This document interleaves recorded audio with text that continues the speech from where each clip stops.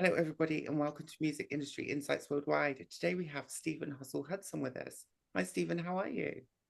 I am great. Thank you for having me on your podcast. I am privileged. Thank you so much for taking your time out to teach us and also tell us about your story, your views, and what you've been through in the music industry. So, do you want to tell the listeners a little bit more about yourself, where you're from, and what you do? Sure, sure. I am originally from Washington, D.C. Yeah, I am a father. I am a son, and I have a older sister.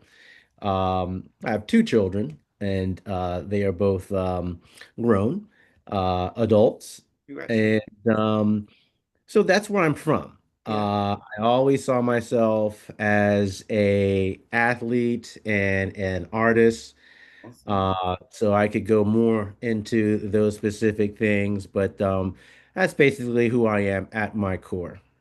Okay, so what kind of music do you do? And tell us a little bit more about that. So my musical background is basically a jazz um, Jazz.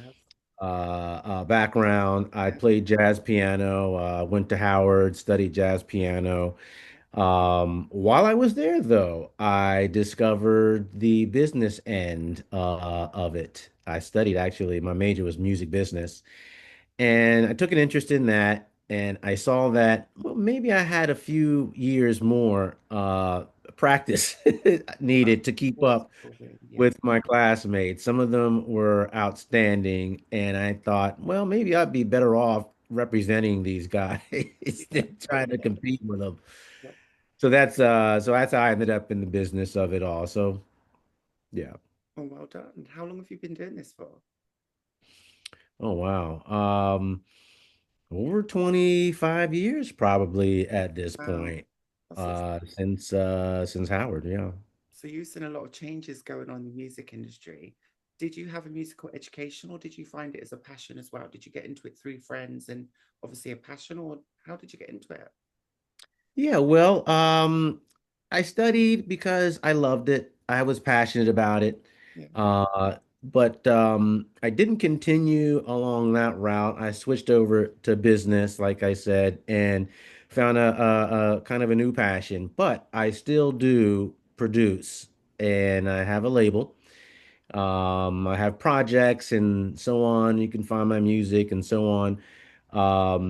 But that is kind of what my educational and business acumen consists of. I also went to Full Sail University in Florida for my master's in entertainment business, Yeah. kind of round out everything. Yeah, you've had some really good educational background. So that's given you a good standing. So tell us, you've been in the music industry for over 25 years. What changes have you seen? What kind of things have kind of evolved over time? And how do you see the music industry now compared to back then? Wow. Well, there's probably two things that stand out right away. First, we kind of switched over to a digital platform, market, industry, a couple of decades ago, and that made it possible for people to sort of push their own projects, go independent, and so on, and build a career that way. Um, and so that changed the record business as a whole. But here today, we now have AI, artificial intelligence, which is becoming more and more prominent. And yeah, so people are embracing that as the future. Yeah. Um, so that's another big one. Who knows where it's going to end up, but it's here. Yeah, I totally agree with you. But do you know what I've also found is through these evolutions that we've had from Napster to, obviously we've had file sharing, then we've had digital downloads. But do you think the value of music has also gone down with those evolutions that have happened? Well, it's, to each his own. Yeah, If you talk to someone who's 15 or, younger even, they're going to have a completely different take, and they're the ones who are going to inherit all this and eventually be the music makers. They're fine with it. As it stands, I myself, I'm old school. yes, Uh, same. I do like instrumentation, people Yeah, playing the music and dancing and singing at the same time. We see a lot of that still, being remade and reimagined cool. by the young artists. So, Yeah. and definitely there in the UK, they pay tribute to like the Motown guys Yes, and absolutely such. we do. Absolutely Yeah. we do. How could we not? We always salute you guys. We always follow you actually. As the United States, I think for music wise, you're always setting the bar. You always set the bar in every single genre. So I look up to you guys and I'm always inspired. So thank you for doing the work that you all do. Well, thank you for that. Yeah, that's encouraging.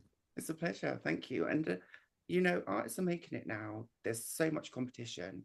How would you advise an artist to now make money from music? Because there's not much money in music anymore. Yeah, you have to perform. Mm, Especially with this AI thing where, you just go online and find something that you like to hear and it doesn't have to be a performer in front of you. yeah, Uh, find a way to get in front of people, tour, because that's where you're going to make your money. It is really where you make your money. Selling records is, streams is important, mm, but you're not going to get rich that way. 99% of us, as you know. yeah, You've got to get out there and perform, get in front of the people, and don't be afraid to diversify and maybe jump into film and TV or even in book publishing, yeah. which is something that we focus on here at Level 3 Media and Entertainment. Okay, that's really, really interesting. And I think, that's a good way to go. I think to have a stable income from music, you have to build around it and diversify your income streams, like you said. Absolutely. Mhm. So tell us, what kind of challenges and barriers, Stephen, have you faced coming into the music industry, around the music, developing, and also, through your career? Yeah, well, the first barrier was probably myself. Yeah. I hadn't put in the hours to get to a certain level. Mm. Honestly, I was busy playing football. That was my other half of my gift, Yeah, no. and I couldn't negotiate the two. I chose football. So my first barrier was probably myself, and it was an open one door while I closed another. Uh, but in terms of in the industry, um, it's kind of like any other industry, they like people who are younger Yeah, and have more time to grow them and groom them. yeah, I was in my mid-20s when I got to Howard, and I was probably older than most of the other students. And when I look at the different music companies and even in sports, they like to hire the 18, 19-year old. yeah, So by the time they're 25, they're seasoned yeah. and, they can put them in these higher up positions. So age is had been a challenge. And of course, I'm too old now to care. So Oh, I do my own thing, still getting up on that stage and singing. No one's ever told to do what they do and what they're good at. I see it as knowledge, experience, but it depends on what you do. And I think music is about having those skills, that skill set, understanding the industry. And obviously, you've done music business, which I think is really, really important. How important do you think it is for artists to know what they're getting into, how the business operates, and how to make money? Oh, what's important to know? Well, I have to go back to the AI thing. Yeah. Use it to your advantage. I chat GBT Oh, all yeah. the time, Yeah. and it does help to, save some of that time and that legwork of putting together pitch decks and proposals and whatever else. Um, but again, you've got to get out there in front of the people. You can't hide behind social media memes and Great.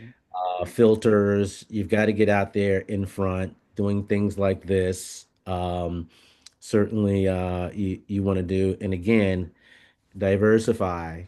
Don't Mm. be afraid to be a musician who shows up on a pilot for a TV project, or write a children's book, or cookbook, or memoir. Um, do those things. But make sure it's also authentic to what you like and what your taste is, so it fits around your own persona, right?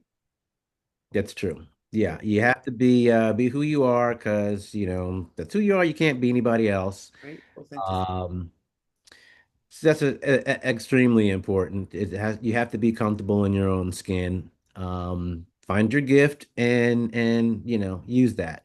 Yeah, absolutely agree with you. Thanks, Stephen. And obviously, being in the music industry, what's your thoughts and feelings around equity, diversity, inclusion? What do you see? What's going on in Washington? Tell us a little bit more about that. Yeah, well, I do a bit of work in that space. On the other side of things is my philanthropy, which with the NAACP here, which is the National Advancement um, for colored people, Yeah. uh, and that's all people of all colors. Mhm. And also the National Alliance Mental Illness, which deals with a lot of that issue. So I embrace it as this is part of our culture. Yes. I've always had friends from all different kinds of backgrounds. I am no stranger to the LGBTQ community. Awesome. Um, they're friends of mine, and they always have been. It's no big deal. Um, but I do hope that we come to a point that we normalize it and see people as Yeah. people. Yeah, absolutely. I really like that as well. So thank you for sharing. And obviously, being different in the music industry, and obviously as it's evolved, it's become more accepting. Have you faced challenges? And also talking about mental health, has it affected your mental health working in music?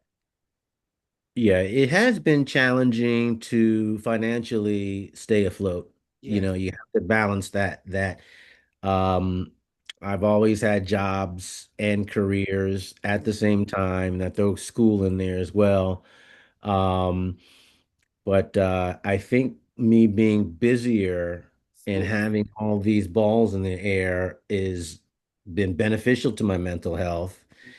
When I slow down, I have time to think and let the pressure get to me, kind of like it gets to me. Yeah, And I've been to therapy off and on throughout my life, and I found it just kind of like a healthy check-in. it is. Got me, on track if I was off track. Yeah. So I don't know how they feel about that there. It's still a little bit of a stigma here, but it should be part of your regular health Yeah. checkup. We're talking about it, especially in music. And I think a lot of the artists in music as well also face mental health issues and different issues around, performing and getting up on stage and being in the public eye. I think it's Mm. for sure. Very much. Yeah. Yeah, I don't envy the people, celebrities who can't go outside without being mobbed. Yeah. I've been around them and I've seen it. Yeah. I haven't been that person though. So it's comes with the territory, but that's maybe why I'm behind the scenes, I would never say instead no, of in but it must front. be hard work. It must be really demanding as well. Everyone knowing who you are, for sure. Yeah. Yeah. Hmm. So tell us a little bit more. What would you like to see improve in the music industry, and what would you like to see, especially around the music industry itself? How could they improve what they're doing at the moment? Let's see. Well, I'd like to see a different take on the TV talent show. Okay. Okay, we have The Voice, X Factor, Idol, and on and on. Yeah. And I have my own project that I've produced called Viral Stardom, which is a TV talent show where we judge singers, songwriters, and rappers on their talent, but we also score their social media Well done. through the engagement with the social media community. So that's what I'd like to see. if I don't do it, someone's going to do it. Right. And I'd like to see now this might throw you. I don't know if you go back that far, but I'd like to see Soul Train come back. Soul Train was a place where we saw people dance and all these Hall of Fame, future Hall of Fame artists and Yes. current, trendy artists come on, and I kind of miss that. Yeah. We don't really dance anymore. We don't get together and Ah, do those things that were so much a part of my upbringing. So those two things okay. I'd like to see come about. That sounds very interesting. I really like that, and I hope it does come to pass. So keep us posted on that, and I'll also share the link for your talent show. So how can I Yes. come onto that or apply? Tell us a little bit more about that. Yeah, so Viral Stardom, and it's viralstardom.com. Yeah, It is a project that I started in 2022. We are currently in production of season one. As I said, we look at singers, songwriters, and rappers. You have to have three things to qualify for this show, okay? You have to be 18 years or older. yeah, You have to have original material, and has to be 30 seconds of a video that you shoot with your phone, with a okay, camera crew, doesn't matter. Those three things will get you on the show in terms of the videos. Now, we don't have a stage for you to perform. That would be too many. So we're going to look at videos and start there. Then we narrow down our entrance to the final 20 and the final 10 when we switch to a live format at that point. yeah. So that's what you got to do to get in this contest. Send us a video. Okay, so we'll leave the link in the description below for your website as well. Yes, is that what we'll do? Yes. Yes. Yeah, I can awesome. That drop that sounds in great. there. What does the winner get once they've won? So, what we offer is, I mentioned, the diversified artists. Yeah, Of course, we're going to want to record and get your music career going.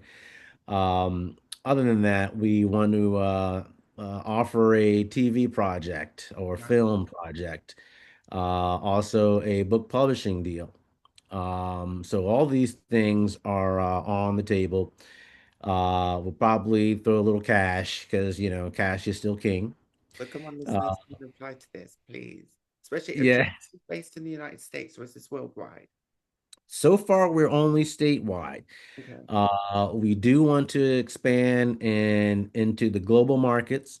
Okay. Um, this is a business. We'll have to see if it's well received here. If it is, then why not? But the rules change once you get overseas, as you probably well know. Yeah. So you'll need very, very heavy backing at that point. But we hope to be there. Sure, absolutely. Sounds exciting. Well done. At least you're helping the raw talent, and I think that's another problem. Do you find the talent pipeline and also artist development, do you find that's kind of dying at the moment? It is sort of going a little bit left, I might say. The average artist is probably an independent, Yeah. where that was very rare. But when you become an independent artist, you are your A&R. Mhm. You are your tour manager, you are your agent, and on and on. So, being an independent has become more of a way to keep your own money and keep an eye on things. So you do lose that structure that you would get with a major label. Um, I think that answers the question. It does absolutely answer the question. Thank you. And what successes and wins do you have to date? And is there anything you would like to share with the listeners before we go? Oh, well, nothing that would be a short answer. I would just say overall, I've had success working with major artists. I've had a little bit of success in the TV market, Right. and I've got, I have to say, Viral Stardom will probably be the one thing I can say that I was a part of that did go somewhere. We're taking off. We'll see where we land. Um, Fingers and crossed. other than that, my philanthropy work, I think I'm proud of as well. Should But be. like anybody else, I'm a working stiff. I'm just kind of an industry professional. Well done. Keep up the amazing work. Thank you for your time. And if the listeners want to connect with you, find out more, where can they go to connect with you as well, Stephen? So they can connect with me through stardom.com, excuse me, or they can connect with me on Instagram at Viral Stardom. Simply send me a DM.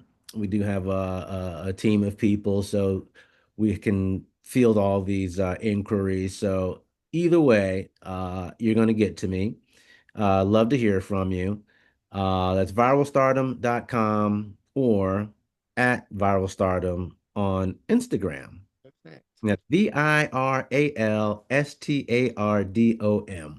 I will leave the links in the description below. Thank you ever so much. Thank you for your time. I'll speak to you soon. All right. Thank you so much and see you soon. Speak to you soon. Bye. See ya.